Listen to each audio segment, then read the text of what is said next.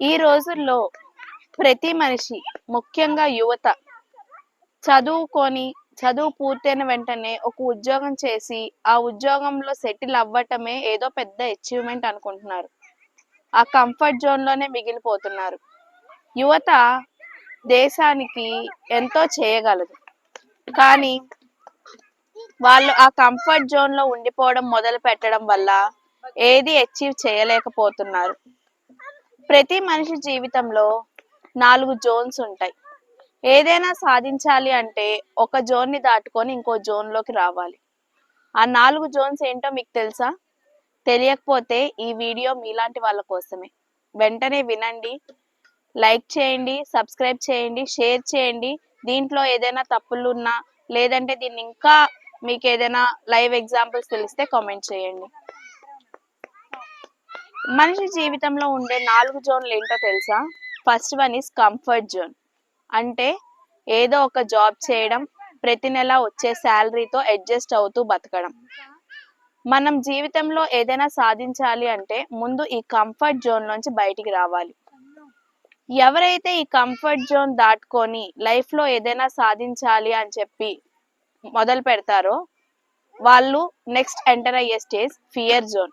మనం బయటకు వచ్చిన తర్వాత సొసైటీలో ఉండే కష్టాలు, బాధలు, నువ్వు ఇది చేయలేవు, ఇది సాధించలేవని వాళ్ళు వీళ్ళు అనే మాటలు, డిప్రెషన్లోకి వెళ్ళిపోవడం ఇవన్నీ జరుగుతాయి. ఎందుకంటే భయం లేని ఎదుగుదల ఎక్కువ కాలం నిలబడదు. ఎప్పుడైతే మనం ఒక విషయానికి భయపడతామో దాని గురించి మరింత ఎక్కువ నేర్చుకుంటాం. అలా నేర్చుకున్నప్పుడు మన ఎదుగుదల తప్పనిసరిగా ఉంటుంది. ఫియర్ జోన్ని దాటిన తర్వాత మనం వెళ్ళే జోన్నే లెర్నింగ్ జోన్ అంటారు. అంటే అందరూ అవహేళన చేస్తున్నారు, నేను ఎలా అయినా దీన్ని సాధించాలి అనే ఒక పట్టుదల మనకు వస్తుంది కదా. అప్పుడు మనం అనుకున్నది సాధించడానికి అనేక మెలకువలు తెలుసుకుంటాం. ఈ పని ఎన్ని రకాలుగా చేయొచ్చు. ఉదాహరణకి ఒక క్రికెటర్ ఉన్నాడు, ఒక గేమ్లో ఓడిపోయాడు అని అందరూ విమర్శించారు. నెక్స్ట్ టైం వాళ్ళు క్రికెట్ ప్రాక్టీస్ ఏ రకంగా చేస్తారు? ఏ అంశంలో అయితే వాళ్ళు ఓడిపోయారో ఆ అంశం మీద ఎక్కువ కాన్సన్ట్రేషన్ చేస్తారు.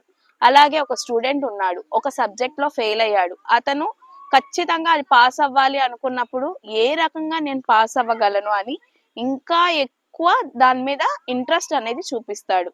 సో లెర్నింగ్ జోన్, ప్రతి మనిషి నిరంతర విద్యార్థిగానే ఉండాలి.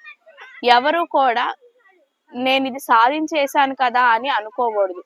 ప్రతి మనిషి కూడా సమాజంలో వచ్చే కొత్త కొత్త టెక్నాలజీస్ని ఉపయోగించుకోవడం వల్ల ఆర్థిక స్వాతంత్రాన్ని కూడా పొందగలుగుతారు అనే విషయాన్ని నేటి యువత మర్చిపోవడం మనందరం ఎంతో బాధించాల్సిన ఒక అంశం. ఎప్పుడైతే మనం ఈ లెర్నింగ్ జోన్ దాటుతామో మన గ్రోత్ జోన్ అనేది స్టార్ట్ అవుతుంది. గ్రోత్ జోన్ అంటే ఏంటి? ఫైనాన్షియల్గా స్టేబుల్ అవ్వటం, మనం కొత్త కొత్త ఐడియాలజీస్ అనేవి మనమే కనిపెట్టడం. ఇలా మన లైఫ్లో ఒక దగ్గర ఎక్కడైతే మనం కంఫర్ట్ జోన్లో ఆగిపోతున్నామో ఈ అడ్డంకులు, హర్డల్స్ అన్ని దాటాక మనం వచ్చే అల్టిమేట్ జోనే మన లైఫ్లో నిజమైన జోన్ అని అంటారు. ఎందుకంటే మనం ఎప్పుడైతే ఈ జోన్స్ అన్ని దాటుకొని, అంటే like comfort zone, fear zone, learning zone ఇవన్నీ దాటుకొని వస్తామో final one is the achievement zone. మనం అనుకున్నట్టు అచీవ్మెంట్ జోన్లో మనం ఏం చేస్తాము? We are an achiever. మనం రోల్ మోడల్గా మారుతాం. ఈ ఈ రోల్ మోడల్గా మనం మారిన తర్వాత ఏమవుతుంది అంటే ఎవరైతే ఇన్ని రోజుల నుంచి మనల్ని నమ్మలేదో వాళ్ళందరి నమ్మకాన్ని కూడా మనం గెలుచుకోగలుగుతాం. సో ఎప్పుడు కూడా కంఫర్ట్ జోన్ అనేది మన అవకాశాలని తగ్గిస్తుంది.